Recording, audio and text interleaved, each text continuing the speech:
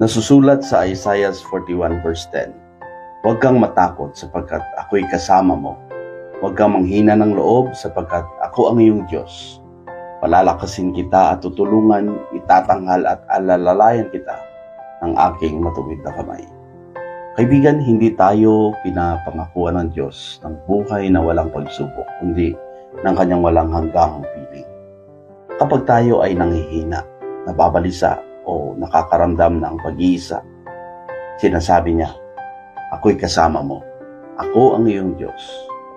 Ang kanyang lakas ang papalit sa ating kahinaan. Ang kanyang tulong ang sasagot sa ating pangangailangan. At ang kanyang kamay ang hawak sa atin upang tayo hindi bumagsak. Sa araw na ito, piliin nating huwag nang pasanin ng mag-isa ang ating mga alalahanin. Makakaharap natin ang anumang kawalan ng katiyakan na may kapayapaan. Dahil ang lumikha ay laging kasama natin. Susuporta sa atin at hindi tayo pababayaan. Panginoon, salamat po dahil hindi mo kami pababayaan. Tulungan mo kami na manalig sa iyo. Salamat sa iyong pangako sa amin. Sa pangalan ni Jesus. Amen.